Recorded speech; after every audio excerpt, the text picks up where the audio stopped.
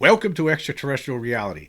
Today I have a couple of interesting topics to go over. One of them is going to be the Trinity UFO crash.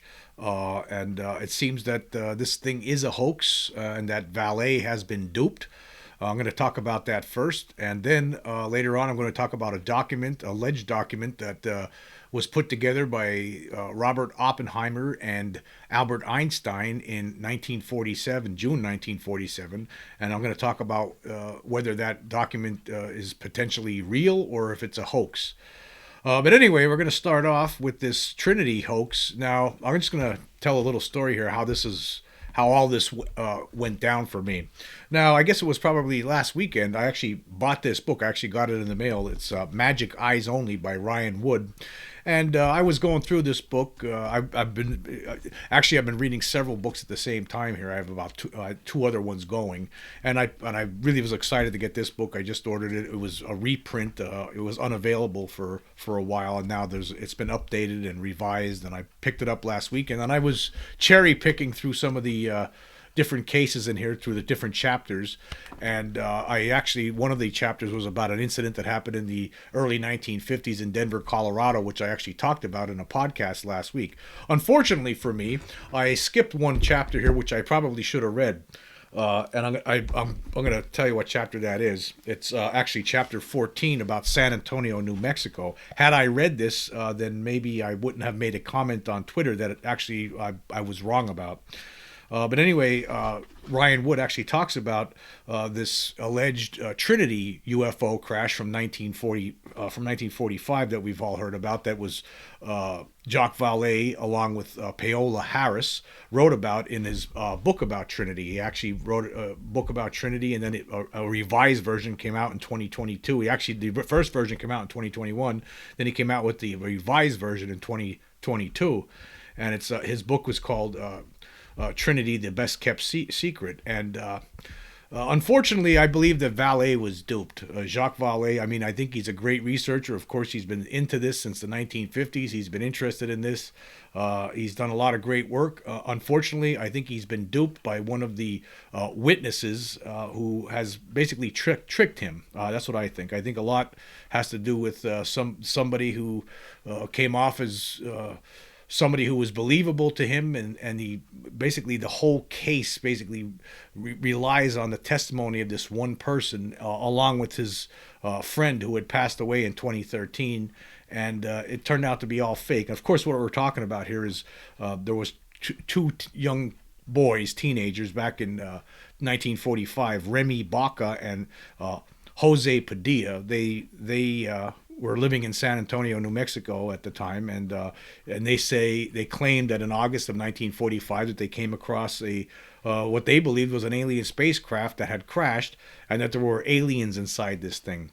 And then they went back to it later on with their father and the state police officer, and the police officer looked inside, and this is what basically the whole story is. And then the army showed up and took the object away, but they were able to get a piece of metal from it, and this is what Jacques Vallee was writing about in his book. And unfortunately, this case is most certainly a hoax, and you could thank researcher Douglas Dean Johnson for that.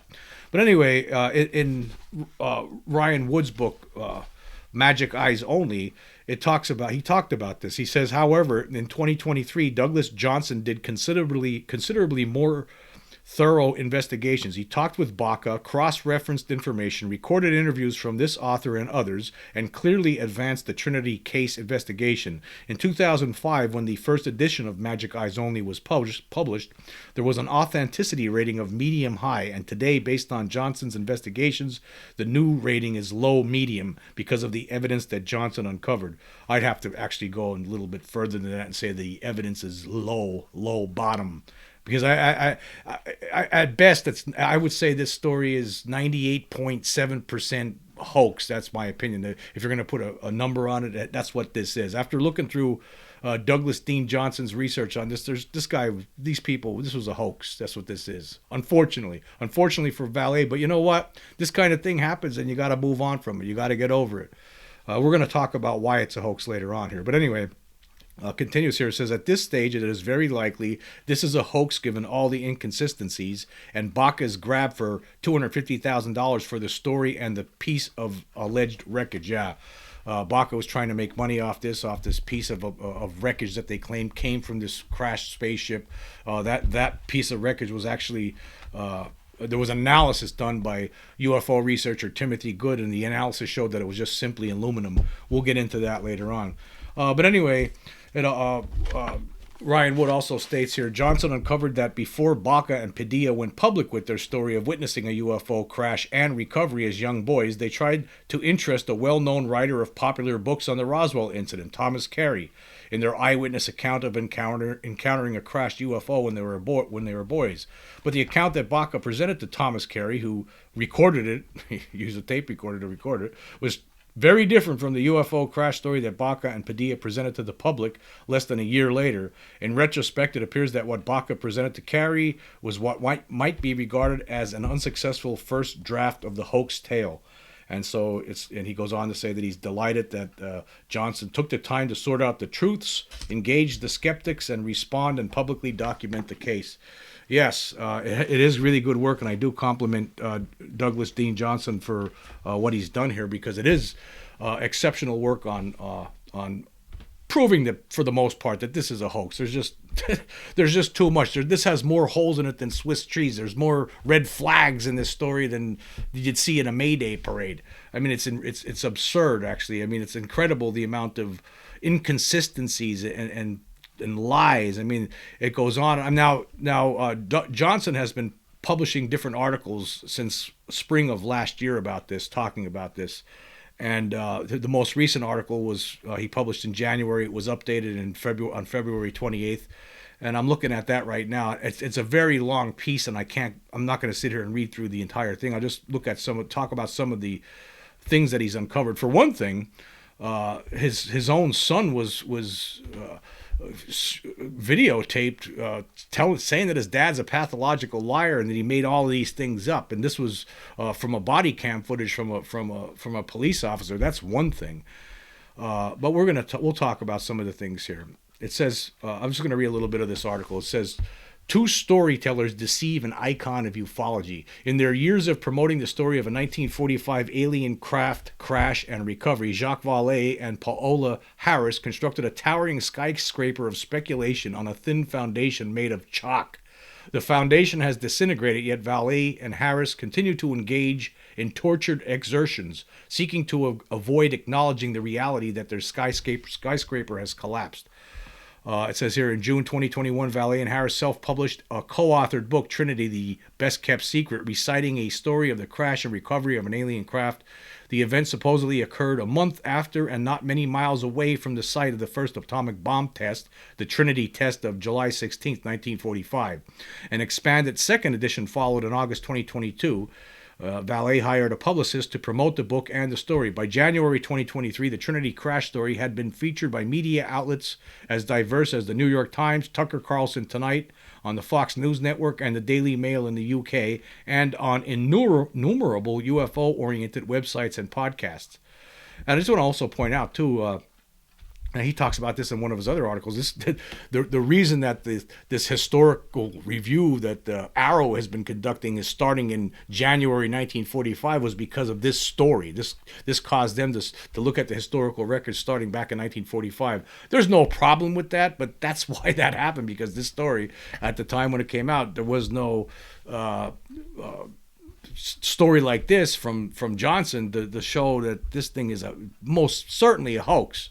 Right, this was most certainly made up. I mean, unless, like I said before, a 98.7% chance that this is a hoax. There's a small, tiny chance if Vallee can come up with something else, other witnesses or some other documentation to corroborate what his lone witness, his Jose Padilla, has been telling him, then maybe things will change. But I don't see that happening. I just don't see it happening. So I have to agree with Johnson that this thing is most certainly a hoax.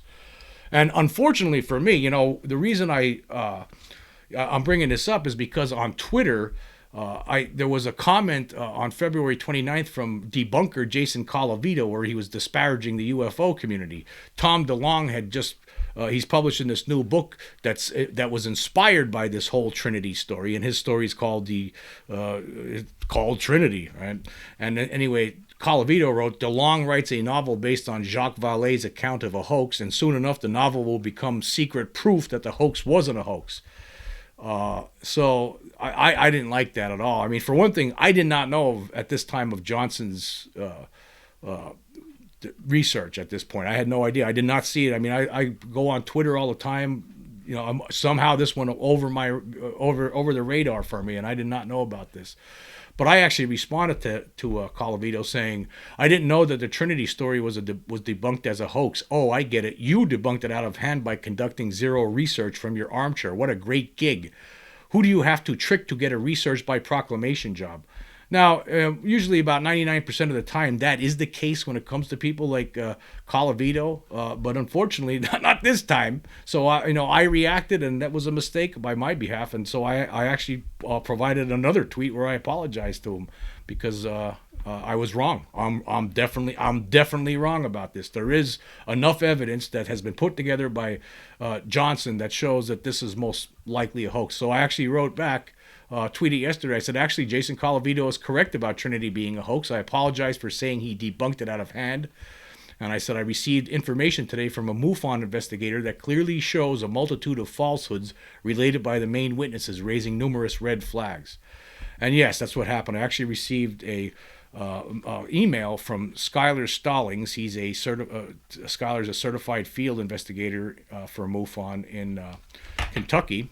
This is what he wrote. He says, I just listened to your latest podcast where you mentioned the Trinity case and allegations that it was a hoax. You said that you were not aware of any research or information that suggested the particular case was not credible. This is just a friendly message to let you know where you can read more about the hoax allegations. Check out the info on this link. And he provided a link. And then it goes on to say, for the record, I have tremendous respect for Jacques Vallee and his body of work, but I do think there is some compelling information that he may have been misled on the Trinity case. Of course, this doesn't invalidate anything that you said in the episode. I just thought you might be interested in having this info. Yeah, in the recent episode that I did, I actually mentioned what I said to Colavito, and I just don't like the way the debunkers, completely always disparaging the UFO community. I pointed out that it could be a hoax, Trinity could be a hoax, but I just haven't seen the evidence to that effect. Now I have. Thank you, Skylar, for sending this to me and alerting me to this. And we're going to get back into some of the things that are talked about here, some of the reasons why this is a hoax. There's been so many different changes to the story over the years. For one thing, there was, like I said before, there was this guy's own son, Sammy Padilla, this Jose Padilla. He's the lone witness now to this, the lone surviving witness. He's 87 years old. Yeah, his own son, Sammy Padilla, he says, my direct quote is, "My dad is a pathological liar." And he says that his there was all this information in that Vallee included in his book, Vallee and Harris in this book that they put out, and it turns out that it's turning out to be false. Like, this guy was in the war, he's in the Korean War. That there's no corroboration to this whatsoever. In fact, he wasn't even old enough to be in the war at the time. And there's just so much. If you go through this article, you will see all the different inconsistencies. There's a fact that you could check out this little video in this article. I'll leave the link so you can check it out, where his own son is talking to this police officer, talking about how his dad's a liar about everything, and a narcissist. So I'm going to go through some of the other things that how the story has been turned around and changed over the years. This table toward the end of this article has, it shows you some of the differences between statements that were made earlier and not statements that were made later, how the story has morphed over time.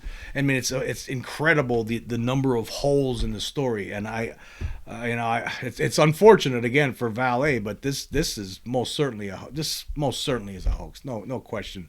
This says here, the Remy Baca UFO crash story from 2002 draft versus the published Baca Padilla story. So in 2002 or early 2003, this Remy Baca met with Thomas Carey, who wrote a lot of these Roswell books that I talk about all the time, he co-authored them with Donald Schmidt. And Carey just he audio recorded this, and then he dismissed it because he didn't believe it apparently. But anyway, here was like an element of the story, and from the interview in 2002, early 2003. When did it happen? Remy Baca said 4 times it happened in the summer of 1946, late summer, probably August. It'd be a year since the bomb. And then in the updated story that's after, starting in October 30th to November 6, 2003, and later, this is when Baca was still alive, the story was changed to mid-August 1945 in Trinity, the best kept secret. The crash is on August 16th, 1945. Recovery takes roughly 10 days. So it's like this. Now, I don't have a problem with somebody making a mistake about years. I mean, you're talking a long time ago. I mean, at the time when these guys start talking about this story back in the early 2000s, they were in their mid-60s, right? And they're okay, that could be understandable. But as you go through this, a lot of the rest of it's not understandable. Who found the downed UFO? The original story was Remy Baca, who was about 7, and Jose Padilla, who was 9 or 10. And then the story changed. Then it was Remy Baca, age 6, usually reported as 7, and Jose Padilla, age 8.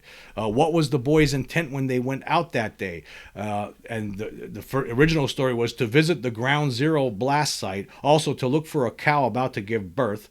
And then the revised story was to find a cow about to give birth and to check on fences. How did the boys travel? In the original story, Padilla drove a pickup truck, and then in the revised story, they were on 2 horses. Did the boys see or hear a crash? The first story was no mention of hearing or seeing anything unusual until simply coming upon large alien disc recently downed. And then the revised story was boys see a flash of light and or hear a very loud sound. They cross a ridge and find the just crashed UFO. So it just keeps, the story morphed over time. The original story, did the boys see aliens? Yes, shadowy figures like bugs. No mention of unusual movements by or any sounds from the aliens. The revised story, very detailed, although conflicting descriptions in later accounts. Strange movements, loud squeals.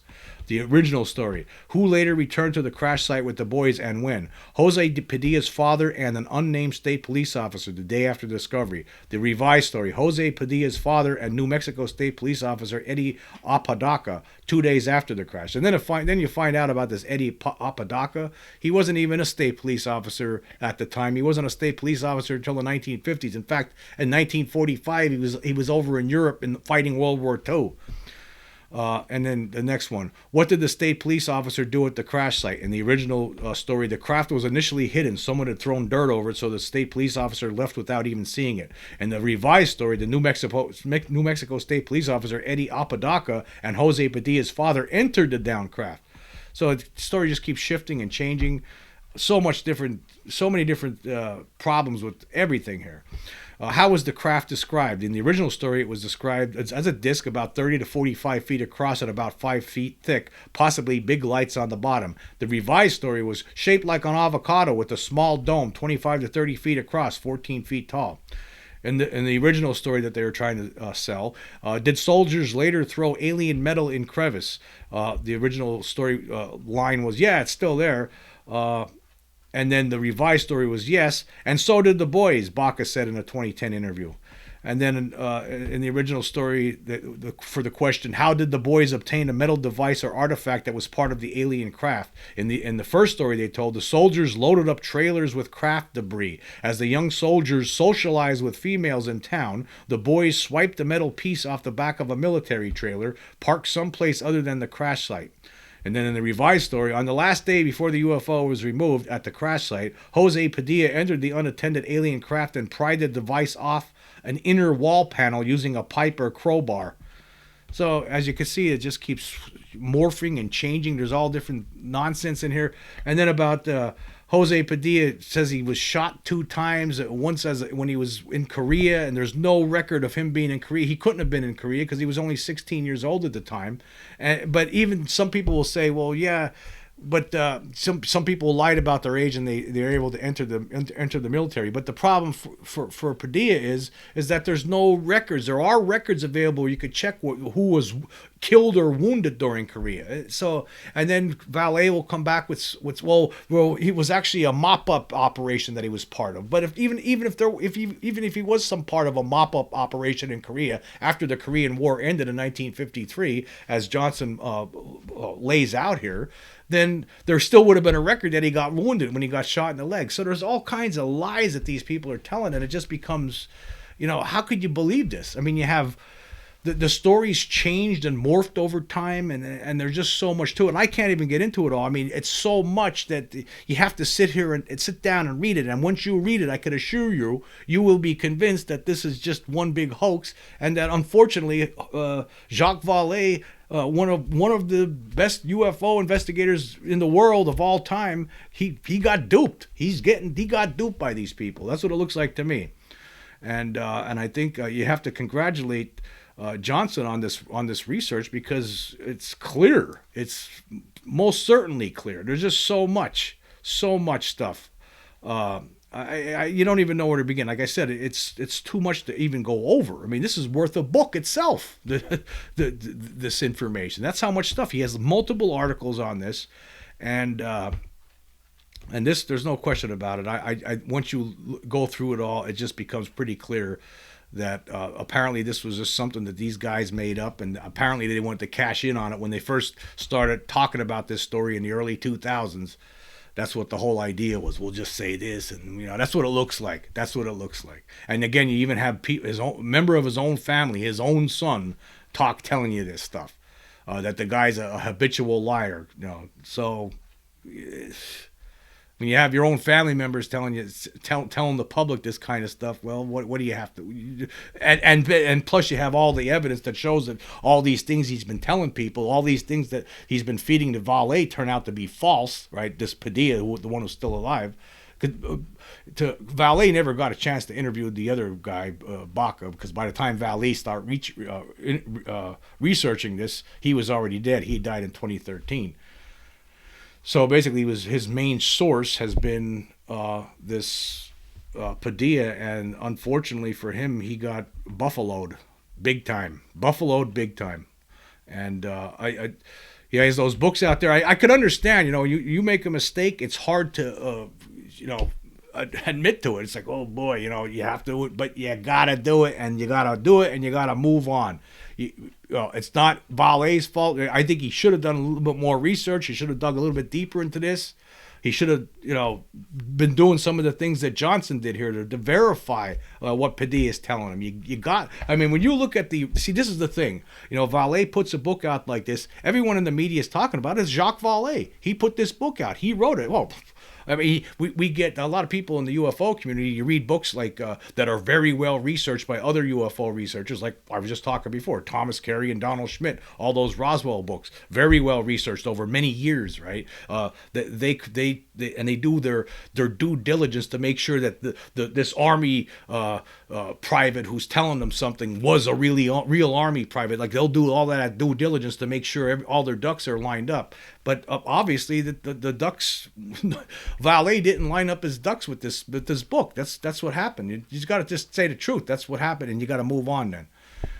Now, there was another aspect of this story. I'm going to change course here a little bit. There was another part of this story I want to get into next, and this is an extension of that.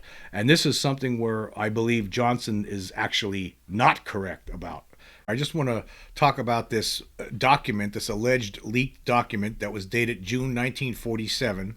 The title of it is Relationships with Inhabitants of Celestial Bodies. It should be celestial bodies, but it's misspelled, so celestial bodies. In fact, there's a lot of misspellings in this leaked document. You can find this document in this article that I will leave a link for, as well as on majesticdocuments.com. That's the website operated by Ryan Wood and his father, Robert Wood. But anyway, this document, before we understand, I need to talk about this first before we get into some of the arguments made by Douglas Johnson with regard to some of the claims made by Paola Harris regarding this document. Before we even get into that, we need to understand this document. I'm going to present this document and talk about it and give you my assessment of it. Okay, now, as we all know, there was a lot of different MJ12 documents have been released throughout the years. I've talked about a lot of them on this show over the course of the last few years that I've been doing this. And, recently I talked about the white hot majestic 12 document that was put together by General Nathan Twining, allegedly. I also talk a lot about the Cutler Twining memo, the Eisenhower briefing document, and also the Special Operations Manual. Now, this is a document I have not talked about before on the show, but I'm going to talk about it today because it's becomes a major player in one of the articles that has been put together by Douglas Johnson regarding his work on debunking this Trinity UFO site. But before we even get into that, let's look at this document. Now, there's a lot of misspellings in it. It looks like it was something that was hastily put together. It was put together, it's the date on it just says June 1947.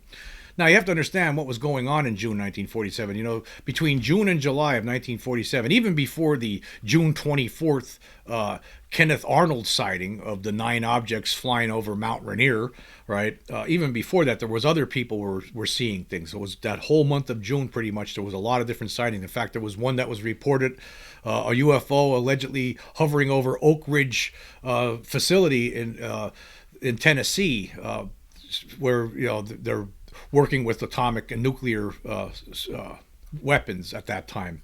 So there was a lot of UFO sightings, and you would have to imagine, particularly after the Kenneth Arnold sighting and there was so many other sightings that were reported in newspapers all across the world. In fact, there's a really interesting document that I found today. It's called the report on the UFO wave of 1947. It was released in 1967 and written by Ted Blocher with a foreword by one of the all-time UFO investigators, James E. McDonald. And McDonald actually talked about, in that foreword he wrote, he says, "Doubtless most other readers will be stunned as I was to realize that already in the first 2 weeks after Kenneth Arnold's Mount Rainier report of June 24th, 1947, press reports of other American sightings of highly unconventional aerial objects numbered not the dozen or so that most of us might recall, but many hundreds. Since Blocher is careful to concede that his own searching cannot possibly have gleaned every last report from the 1947 press files, we can safely round upwards his collection of about 800 reports to an estimate that at least some 1,000 sightings of unidentified objects probably occurred within the United States in midsummer 1947, the bulk of these coming within a rather sharply defined wave crest centered on about July 7th. I'm going to leave a link for that. If you haven't seen this document, you should really check it out. But anyway, getting back to this Oppenheimer-Einstein document, this alleged leaked document where they're talking about UFOs and extraterrestrials, you have to imagine that in 1947, when this UFO wave was going on, in June and July, and it's particularly after Kenneth Arnold had his June 24th sighting, there was just an explosion of reports in newspapers all across the country at the time.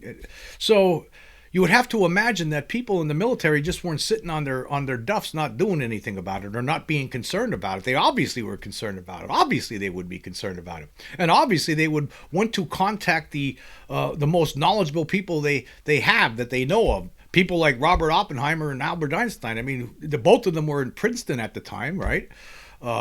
So why not? And it's actually their names are at the bottom of this document. It's not signed, but it says it's a draft. So you have to imagine. In my mind, when I look at this document, to me, this looks like it was something of a rush job. That it was something that was hastily put forward. You could imagine some people in the military or from the Pentagon contacting. All of a sudden they're faced with this seems like an invasion of all these flying saucers. All of a sudden, all these reports, and they're trying to figure out, okay, what is it? Well, they had to pretty much quickly put away the idea that it could be Russia or any other country, right? At the time, the United States is the most powerful country in the world, right? At that time, and they know it's not them. The only logical explanation to them at the time had to be, this must be extraterrestrial. That's what they had to be thinking, and they probably came to this conclusion pretty early on, even before the Roswell crash, which this letter is dated. It's dated June 1947. So let's go through it and we'll talk about it. It says here, Relationships with extraterrestrial men presents no basically new problem from the standpoint of international law, but the possibility of confronting intelligent beings that do not belong to the human race would bring up problems whose solution it is difficult to conceive. Now you can see that right out of the gate there's some typos here.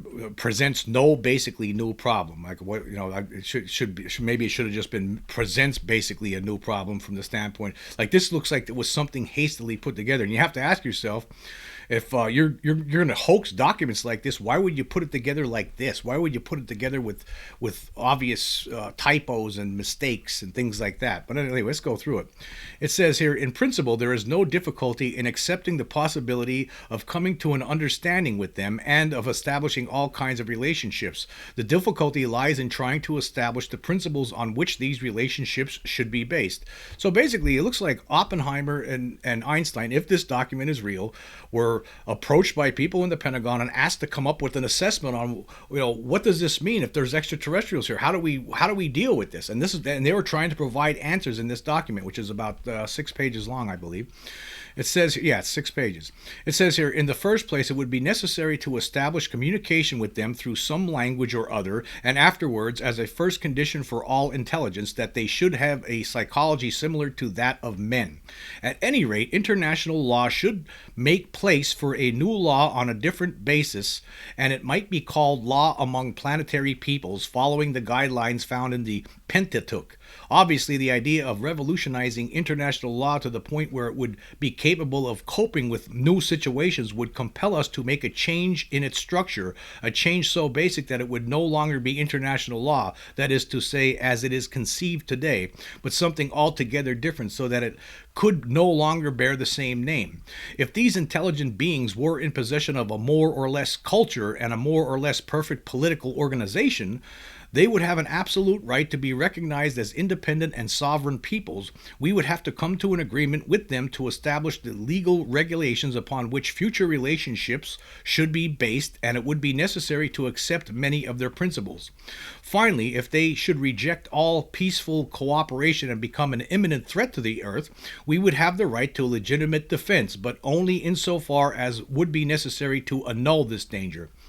Another possibility may exist that a species of Homo sapiens might have established themselves as an independent nation on another celestial body. They spell celestial wrong throughout this. Again, to me, this document looks like it was something that was put together in haste, and I will provide some speculation on what might have happened here.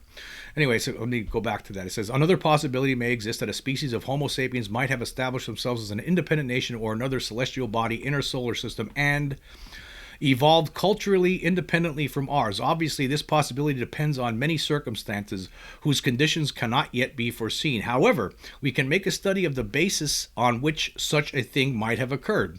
In the first place, living or conditions on these bodies, let's say the moon or the planet Mars, would have to be such as to permit a stable and to a certain extent independent life from an economic standpoint. Much has been speculated about the possibilities for life existing outside of our atmosphere and beyond, always hypothetically, and there are those who go so far as to give formulas for the creation of an artificial atmosphere on the moon, which undoubtedly have a certain scientific foundation and which say one day come to light, and which may one day come to light. Let's assume that magnesium silicates on the moon may exist and contain up to 13% water. Using energy and machines brought to the moon, perhaps from a space station, the rocks could be broken up, pulverized, and then backed to drive off the water of crystallization. This could be collected and then decomposed into hydrogen and oxygen using an electric current or the shortwave radiation of the sun. The oxygen could be used for breathing purposes. The hydrogen might be used as a fuel. In any case, if no existence is possible on celestial bodies except for enterprises for the exploration of their natural riches, with a continuous interchange of the men who work on them, unable to establish themselves there indefinitely and be able to live isolated life, independence will never take place. Now we come to the problem of determining what to do if the inhabitants of celestial bodies or extraterrestrial biological entities, EBEs, desire to settle here. 1. If they are politically organized and possess a certain culture, culture similar to our own, they may be recognized as an independent people. They could consider what degree of development would be required on Earth for colonizing. 2, if they consider our culture to be devoid of political unity, they would have the right to colonize. Of course, this colonization cannot be conducted on classic lines.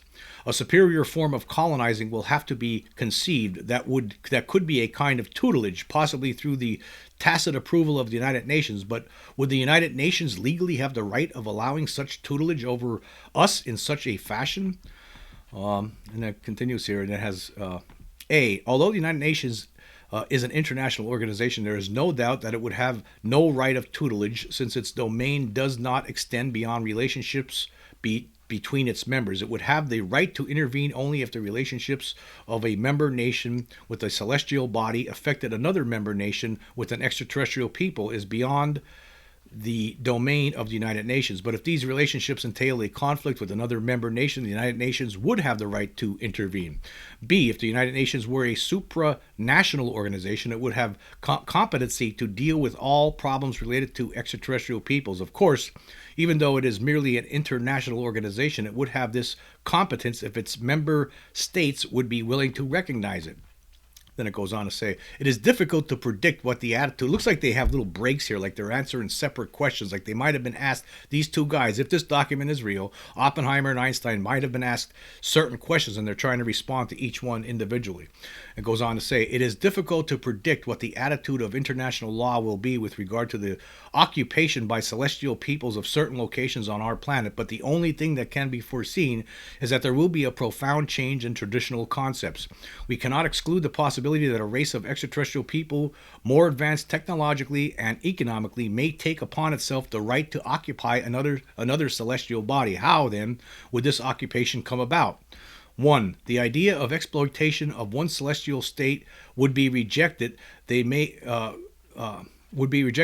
think it would be advisable to grant it to all others capable of reaching another celestial body, but this would be to maintain a situation of privilege for these states. 2. The division of a celestial body into zones and the distribution of them among other celestial states. This would present the problem of distribution. Moreover, other celestial states would be deprived of the possibility of owning an area, or if they were granted one, it would involve complicated operations. 3. Indivisible co-sovereignty, giving each celestial state the right to make whatever use is most convenient to its interest, independently of the others. This would create a situation of anarchy. The strongest one would win out in the end. 4. A moral entity. The most feasible solution, it seemed, would be this one: submit an agreement providing for the peaceful absorption of a celestial race or races in such a manner that our culture would remain intact with guarantees that their presence not be revealed. Wow, that's interesting. Actually, we do not believe it necessary to go that far. It would merely be a matter of internationalizing celestial peoples and creating an international treaty instrument preventing exploitation of all nations belonging to the United Nations. Then there's like another break in it. Like maybe they're going to answer another question here. It says here, occupation by states here on Earth, which has lost all interest for international law since there were no more res nullius territories, is beginning to regain all its importance in cosmic international law. Res nullius, by the way, is something that belongs to nobody, such as the moon. Occupation consists in the appropriation by a state of res nullius. Until the last century, occupation was the normal means of acquiring sovereignty over territories when explorations made possible the discovery of new regions, either uninhabited or in an elementary state of civilization. The imperialist expansion of the states came to an end with the end of regions capable of being occupied, which have now been drained from the Earth and exist only in interplanetary space where the celestial states present new problems. Then it talks about res nullius is something that belongs to nobody, such as the moon. In international law, a celestial body is not subject to the sovereignty of any state. Is considered res nullius. If it could be established that a celestial body within our solar system, such as our moon, was or is occupied by another celestial race, there could be no claim of res nullius by any state on Earth. If that state should decide in the future to send explorers to lay claim to it, it would exist as res communis. That is, that all celestial states have the same rights over it. And now to the final question of whether the presence of celestial astral planes in our atmosphere is a direct result of our testing atomic weapons.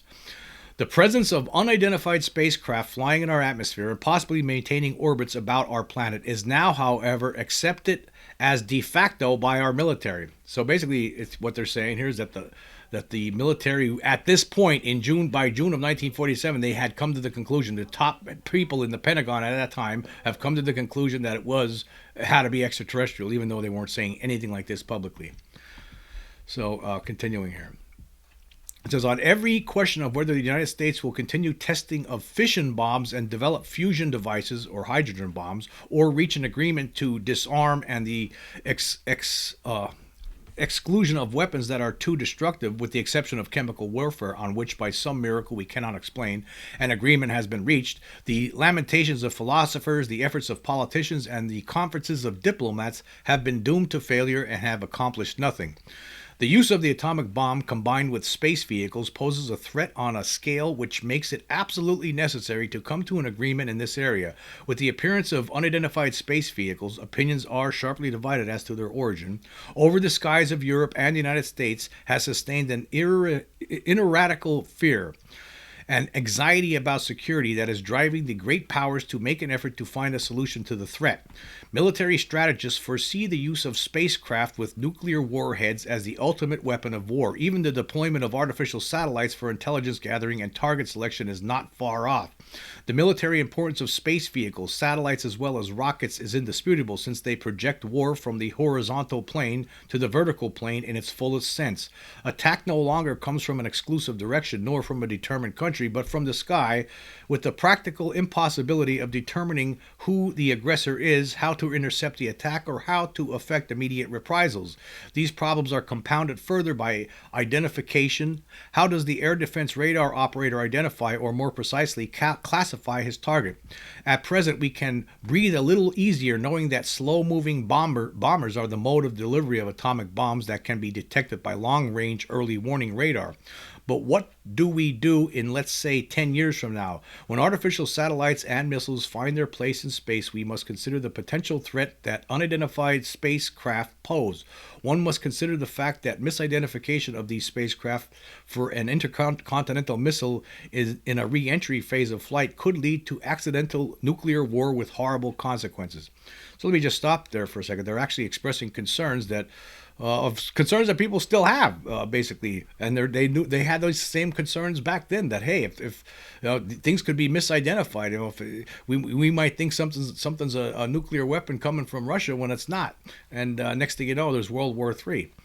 Anyway, it continues here. It says, lastly, we should consider the possibility that our atmospheric tests of late could have influenced the arrival of celestial scrutiny. They could have been curious or even alarmed by such activity, and rightly so, for the Russians would make every effort to observe and record such tests. So they're talking about that maybe it was the atomic bomb tests that they were conducting at the time that led to this, that caused these beings to show up all of a sudden. In conclusion, it is our professional opinion, based on submitted data, that the situation is extremely perilous, and measures must be taken to rectify a very serious problem are very apparent. And it's signed here respectively, Dr. J. Robin Oppenheimer, Director of Advanced Studies, Princeton, New Jersey, Professor Albert Einstein, Princeton, New Jersey. And then there's on the very bottom, there was a little addendum there, and it was signed initialed by Vannevar Bush. It says, myself and Marshall, he's talking about George Marshall, who was General George Marshall, who was the Secretary of State at the time. It says, myself and Marshall have read this, and I must admit there is some logic, but I hardly think the president will consider it for the obvious reasons. I understand Oppenheimer approached Marshall while they attended a ceremony it's blacked out. As I understand it, Marshall rebuffed the idea of Oppenheimer discussing this with the president. I talked to Gordon, and he agreed. I think he's talking about Gordon here. I think he's referring to Gordon Gray, who was the Assistant Secretary of the Army at the time, and also somebody along with Vannevar Bush, who became an alleged member of Majestic 12. But anyway, I just wanted to point this out. Now, I think what's going on with this document here, I think that this document could potentially be real. And I think it was something that was put together in haste. I think that at some point in June of 1947, it's very possible that the high brass in the Pentagon realized that there was a problem and that there was people seeing these flying saucers, and that they needed some expert advice. I mean, so who did they turn to? Who else? Albert Einstein and Robert Oppenheimer. Why not? And they had some questions, and they got those questions answered in this really quick, slap together now document. Now, how did this? What explains? In my mind, what would explain how this thing got slapped together? Why there's typos? And for one thing, if you look at the very top of the page, it says draft. And it's from June 1947. It could have. Here's what you could imagine. What could have happened here? I mean, basically, what could have happened is that they decided at some point, let's just say it was on June 25th, it's like, wow, we got a problem here. There's flying saucers all over the place. People are seeing them everywhere. This must be extraterrestrial. Some conclusions might have been made. We need to get the expert opinions from some of the top scientists we have. How about let's get Oppenheimer and Einstein. They're both there out at Princeton and Jersey. Well, we'll send one of our representatives out there to talk with them, and send a stenographer. We'll put something together, have them put a quick report together so we could talk about it. We could try to understand what does this mean. That's probably what happened here. That's what this looks like to me. This doesn't look like something that Oppenheimer and Einstein, took their time and put together. It could be that they did write this up themselves. Maybe this was just a draft, like it says on the top of the page. It could have been a draft that was just slapped together really quick, and they're going to have maybe edit it later on. But maybe they were contacted by the Pentagon and says, "No, we can't wait for you to make it to pretty it up. We need it right now. Send it out right now, or we'll send over one of our agents right now to pick it up." Whatever. There could have been multiple reasons. Maybe they had this was a conversation that occurred on the phone, and it was typed by somebody else on the other end or something. Who knows how it went down, but it looks like it was something that was slapped together quick. It looks like that somebody in the Pentagon, that's why I believe it possibly could be real. This is my reasoning for it, that this was something that was put together very quickly. But now I bring this up because I want to talk about another article that Johnson has written about this Trinity hoax, and I while I agree with some aspects of it, I don't agree with all of it, and I want to go through this. Now, in an article from last September, he was talking about this Paola Harris, who co-wrote this Trinity book with Vallee. At one point, he said, he writes in this article, and I'll leave the links for all these things so you can check them out. It says he writes. In pushing the imagined Oppenheimer UFO link, Harris employs a document that she believes to be a letter written jointly by Oppenheimer and Albert Einstein to President Truman, titled "Relationships with Inhabitants of Celestial Bodies." And of course, he's pointing out that celestial is spelled wrong. And again, I gave you my reasons for that. I think that this is something that was put together quickly, and some people, top brass in the Pentagon, were probably looking for an answer really quickly, and they got it really quickly. And even though it was messed up and it was only in draft form at the time, that didn't matter to them. They didn't care about that there was misspellings, or they wanted it right then and now. So that's my excuse for that. That's my belief on that one, potentially. And actually, just to point out, Harris had talked about this in a documentary, and this is Johnson is addressing it in this report. He goes on to say, the document is marked top secret and draft and dated June 1947. Harris associates this document with MJ-12, a never substantiated secret government group that some believe was in charge of the UFO/alien subject, to which innumerable hoax documents have been attributed since the 1980s. Harris thinks the letter constitutes evidence that a UFO crash occurred in the United States prior to June 1947, which is the date on the document. There is no reference in the document to a crashed, recovered UFO, but in her September 16th presentation in this documentary, Harris said, "Why would they write the letter? There had to be a crash before June 1947, so there was a crash before that. The Roswell incident occurred in 1947. I don't think that there's anything in that letter that's... I totally agree with Johnson. There's nothing in that letter, in that Oppenheimer-Einstein letter, that states that that there was a crash. I don't see that at all. I think that that to me, what we're seeing there is they were asked to provide answers to what does this mean. We're seeing all this stuff. What do you have for us? I think that's what it was.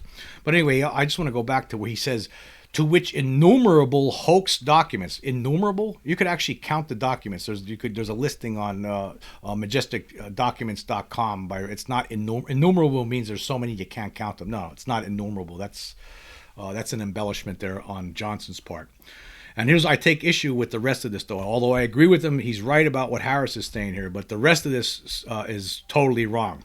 He goes on to say, I am far from an expert on the troves of MJ-12 documents, but I have observed that some of them were adaptations of real documents or reflect other efforts to produce halfway convincing counterfeits. In contrast, the Einstein-Oppenheimer letter on inhabitants of celestial bodies are as unconvincing as they come.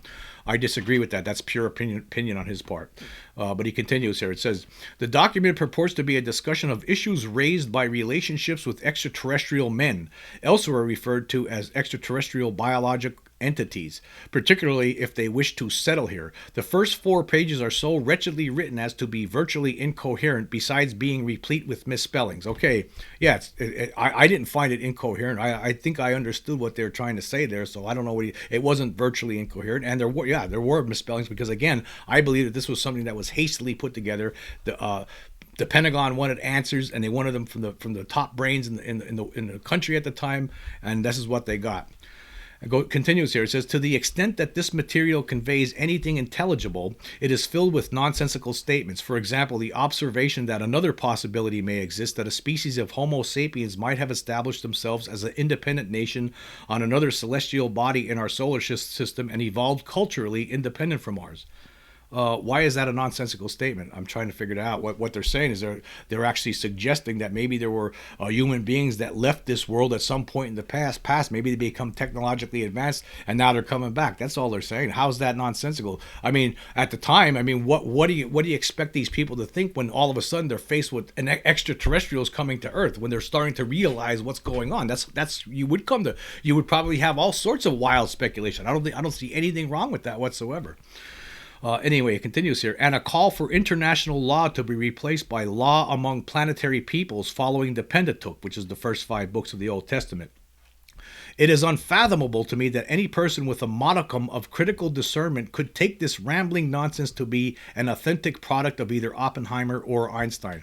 Okay, I got to say this. I think it's unfathomable that any person with a modicum of critical discernment hasn't sat down and thought this thing through with that before writing this out. I mean, again, like I'm proposing that this was something that was slapped together quickly. That people in the Pentagon wanted to get some answers from Oppenheimer and Einstein, and they wanted them quick. I mean, in June, July 1947, this was an emergency. We're talking 1,000 reports in midsummer. So what are we talking about here? I don't think that if it was something that was slapped together, for all we know, like I said, there could have been some Army of personnel that showed up, Army Air Force officials that showed up, maybe one of them with a typewriter, and they could have just been typing out what their opinions were. They're asking them these questions. We need to do something. What do you have for us? And they typed this out. And then that's what it could have been. So I don't see there's to me, you got to think the whole thing through, and I think this is where one part of his research, Johnson's research, is where he fails. Continuing here, he says, the voice of the document does shift near the bottom of page 4, beginning with this sentence. And now to the final question of whether the presence of celestial astroplanes in our atmosphere is a direct result of our testing atomic weapons, end quote. Some of the material that follows, barely more than a page, is at least semi-coherent. For example, the expression of concern that 10 years or so down the road, misidentification of these spacecraft for an intercontinental missile in a re-entry phase of flight could lead to accidental nuclear war with horrible consequences. I wondered if this portion of the letter at least might have been inspired by a document that Einstein and or Oppenheimer actually wrote, not a letter about UFOs, but about the future dangers of accidental nuclear war. I thought that whoever forged the letter might have used some real document of that nature as a matrix into which to inject the UFO material. Again, this is pure conjecture on his part. Again, but it's being presented as fact. I mean, again, I'm not sitting here saying 100% that Majestic 12 documents are real, that this Oppenheimer-Einstein document is absolutely, completely correct. I'm not saying that. I'm saying that there's no proof that yet. I have not seen any proof. There's no proof in this article, no proof anywhere that shows that it's fake. In fact, I actually think it's more of a chance that it's real. And also, I want to point out that Ryan Wood, on his Majestic document .com page states he believes that this document is more likely to be a real document than a false one. Anyway, continuing here, it says, I consulted first with Barry Greenwood, a researcher greatly knowledgeable on many aspects of ufological history, including the MJ-12 hoaxes. Again, you're calling it hoaxes. Are you sure? Are you sure you want to go that far? Where is your absolute end-all evidence to show that these documents are hoaxed? You don't have it. You can't say it. See, this is what the problem. The great reporting that was done on this Trinity case. There's no question about it. Fantastic reporting. But then you start doing this. You're calling things, saying things with assertion. You're asserting it with guarantees, language. They're including the MJ-12 hoaxes. You don't have the proof to say that. Where's your end-all evidence? You don't got it. All you got is speculation. He responded in an email. This is Barry Greenwood. It says, it looks to me like the Oppenheimer-Einstein document was created out of whole cloth with discussion that I can't imagine would have been like anything Oppenheimer or Einstein would have written that could have served as a model for the fake.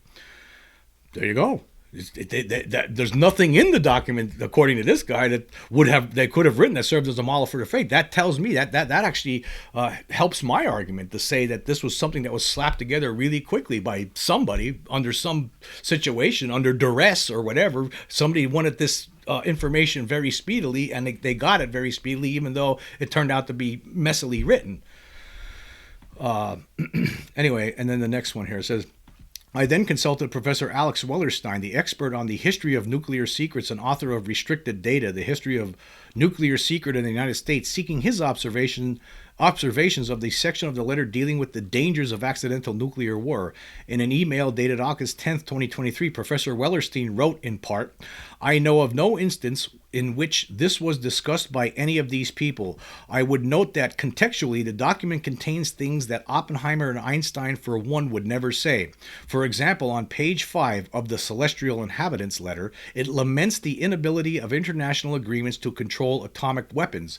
In June 1947, the date of the fake letter, again calling it a fake letter, the failure of these agreements was not at all clear. Oppenheimer was himself deeply involved in the question of international control, and Einstein was advocating for it very strongly. So they would have regarded this as something in progress and not a failure. It is only several years later that any of them would have regarded these negotiations as obvious failures. Now, my reading of that document, I don't see them. I don't see that. I don't read that into it. What he's reading into it. Let's go back to it here. Yeah, he says here, on every question of whether the United States will continue testing of fission bombs and develop fusion devices, hydrogen bombs, or reach an agreement to disarm and the exclusion of weapons that are too destructive, with the exception of chemical warfare, on which by some miracle we cannot explain, an agreement has been reached. The lamentations of philosophers, the efforts of politicians, and the conferences of diplomats have been doomed to failure and have accomplished nothing. I don't think that's an end all. I don't think that's I don't get that out of that. Again, it was sloppily put together, probably because of the circumstances in which it was put together. And I don't see that. I'm not reading that into it. I mean, here's the other thing though. Those two guys were really smart, and they probably publicly they were still fighting to make it so that this doesn't become a problem, that nuclear proliferation doesn't just continue, right? I'm sure that publicly they were thinking, no, we could stop this, but privately they knew, they would have to know that those guys weren't dummies, right? There was two of the smartest guys in the world at the time. Anyway, going back to the article here. He also says, there are some terminology issues. They would not have called thermonuclear weapons fusion devices in 1947, nor probably even hydrogen bombs. They called them supers at this time, and they were not discussed even with Truman. The term hydrogen bomb was basically not used until late 1949, early 1950. I'm just going to throw this one out there. I don't know how you would know this for certainty. I just don't know. Because, I mean, for one thing, the term hydrogen bomb, in 1947, we all know that we were already working on, to that end, we were working on building a bigger, badder atomic bomb, and that was the hydrogen bomb. And maybe for all we know, maybe that time in that letter, that little document we're talking about, maybe that's the first time they used hydrogen bomb. This guy can't prove. This doesn't prove. Again, this doesn't prove anything. Anyway, continuing here, it says, even the bit referring to atmospheric tests of late is a bit anachronistic. The United States had only tested 3 bombs by mid-1947. The last two, Operation Crossroads, they invited the Russians to observe. The adding of atmospheric is an unnecessary one in 1947. There were no other kinds done nor contemplated at that point. Only by the 1950s, as concerns about fallout began to grow, did the United States start to think about underground testing, which is where distinguishing between underground and atmospheric testing makes a difference. Okay, go back to the original document. Yeah, I know what he's talking about here, and it's this paragraph here. It says, lastly, we should consider the possibility that our atmospheric tests of late could have influenced the arrival of celestial scrutiny. They could have been curious or even alarmed by such activity, and rightly so, for the Russians would make every effort to observe and record such tests. I don't see what the problem is with them. The fact that they're throwing our atmospheric tests in there, that's because they were in the atmospheric. We were experimenting with them atmospherically. I think he's thinking because later on they were they really didn't use that word that much until later, until they were talking about underground tests. Then they would start saying atmospheric or underground. But they're talking about something different here. They're saying that because of we're exploding these things in the atmosphere, that might have drew the attention. So that's why they used the word atmospheric. I don't agree at all with what this guy's saying. These are both the kinds of things that would not be obvious to someone who wasn't very, very steeped in the history. Inadvertent anachronisms that give the game away. I don't agree. This is separate from the fact that Einstein would absolutely not have included in these discussions. Would absolutely not have been included in these discussions. He and Oppenheimer did not get along. Oppenheimer absolutely did not need Einstein's prestige to be taken seriously. Einstein did not have a security clearance, etc. I think what's happening here, this guy's allowing obviously this guy's a bigger fan of Oppenheimer than Einstein. I think he's allowed his prejudice to inform his opinion on this one, because I've read some other articles that state otherwise. In fact, I'm going to go to one right now. There was in that new movie, it was based on the source material. It was a book written by investigators Kai Bird and Martin Sherwin's biography called American Prometheus. And they write, here's an article from Vanity Fair, where they say that they did get along. It says the older physicist was skeptical of quantum theory, which Oppenheimer would advance, and didn't believe black holes could possibly exist. And then later on it says, that said, the biographers indicate Einstein and Oppenheimer did still enjoy each other's company. They relay a charming anecdote about the two that didn't make it into Oppenheimer, but would have been aghast to see. In 1948, they write, knowing Einstein's love of classical music and knowing that his radio could not receive New York broadcasts of concerts from Carnegie Hall, Oppenheimer arranged to have an antenna installed on the roof of Einstein's modest home at 112 Mercer Street. This was done without Einstein's knowledge, and then on his birthday, Robert showed up on his doorstep with a new radio and suggested that they listen to a scheduled concert. Einstein was delighted. Seems like they were buddies to me. Seemed like Oppenheimer didn't have any problems with him. To me, that's what it looks like to me. So I don't know what this guy's talking about. But yeah, that was the opinion of this Professor Alex Wellerstein. I don't agree with any of his opinion, any of his statements here. I just don't agree with them. And then continuing here with the article, Johnson writes, on the final page of the fake Einstein-Oppenheimer letter, there appears a handwritten note ostensibly written by Vannevar Bush, a leading government-affiliated science administrator during World War II and for a time thereafter, and an MJ-12 Lohr, a leader of that shadowy group. The note indicated that Oppenheimer would not receive approval to discuss the matter with President Truman. It is possible that this note, at least, was lifted from some real document dealing with an unrelated subject, but if so, we have not identified the source. Well, until you identify the source, then what are you even talking about here? Where's your source? I mean, again, that's speculation on your part. It doesn't prove that this document was a hoax. You believe it's a hoax, that's fine, but you're categorizing it as a hoax, period, in this whole piece here, which I don't agree with. So, yeah, there's a lot of issues I have with this. Let me see here. And there was another thing later on. He had an update here. It says, hat tip to Keith CEGJ on X Twitter, who pointed out that in real letters sent by Oppenheimer, the name of his employer is the Institute of Advanced Study, not Advanced Studies, as seen in the Oppenheimer signature caption in the fake letter.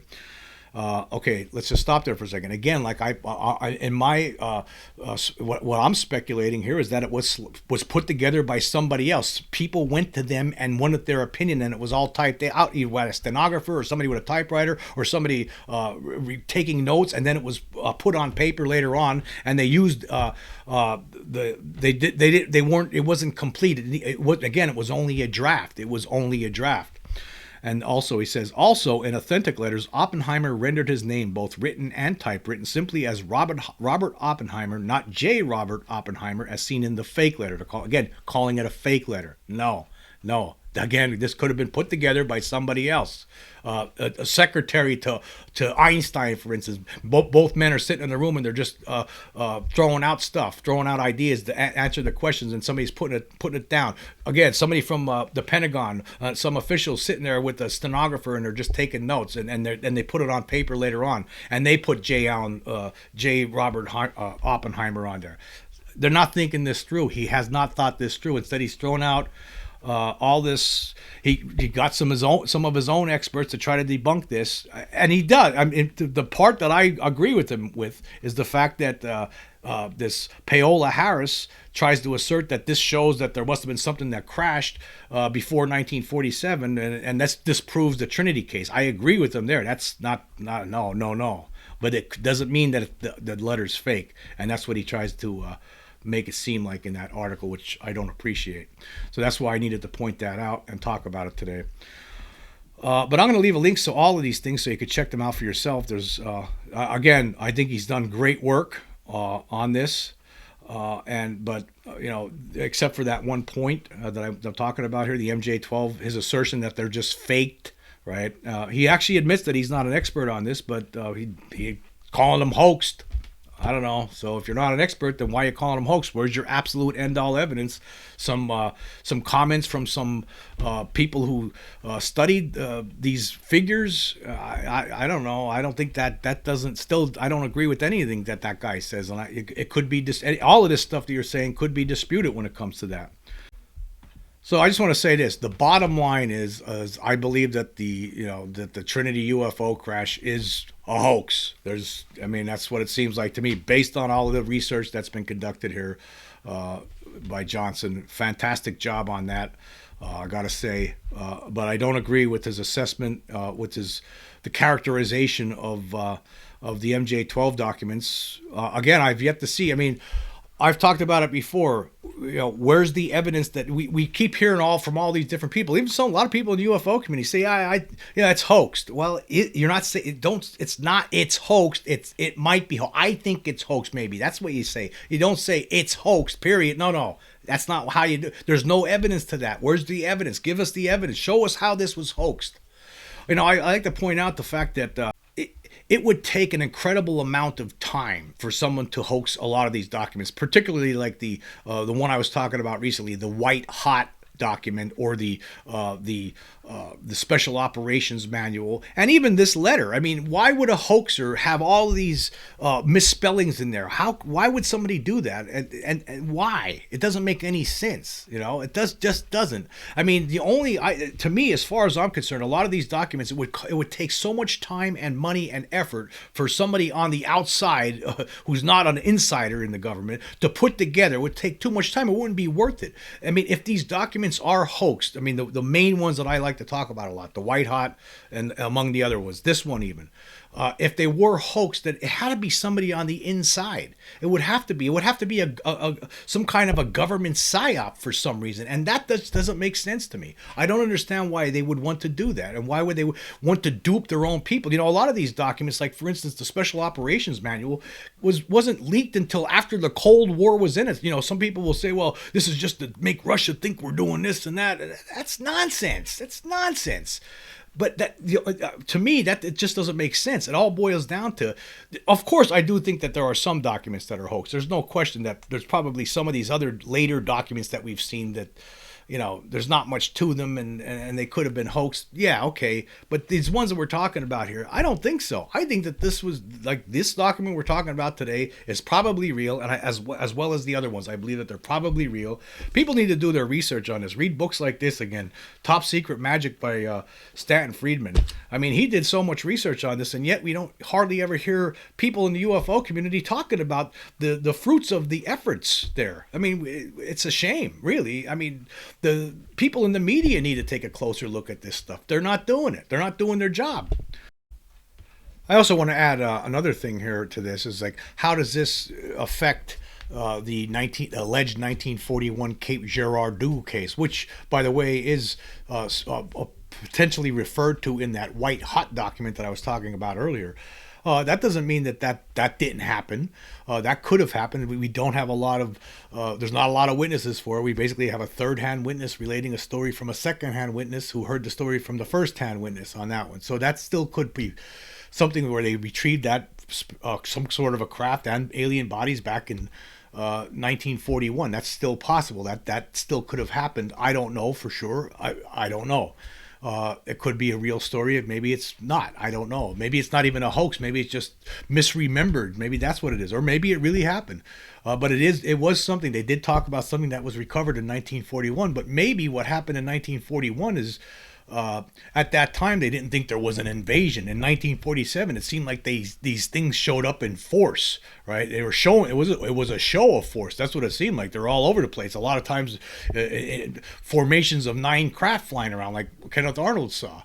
And maybe in 1941 when they found that one in Missouri, and maybe even that 1933 one from Italy that allegedly was brought back to America in 1945 or 1944. Maybe even that one. Maybe that, well, it looks like there's extraterrestrials out there, and maybe it was just they're passing by our planet and they crashed. There's nothing to worry about. We better keep it secret from the public, though. But then in 1947, that's when all hell breaks loose with all these sightings. That's a possibility here. Maybe it was. Maybe even people like Oppenheimer and Einstein weren't even aware of the 1941 crash, if it was real, or the Italian one if it was real. So that's another thing to think about here. It doesn't. All this stuff doesn't make it that there were no crashes that the people within the government knew about before 1947. It was just that in 1947 it was like all hell broke loose, and then maybe that's when finally the United States military realized, wow, we might be under attack here. We better address this. We better figure out what we're gonna do. That's what could have happened. Anyway, I want to say thank you all for joining me. Until next time.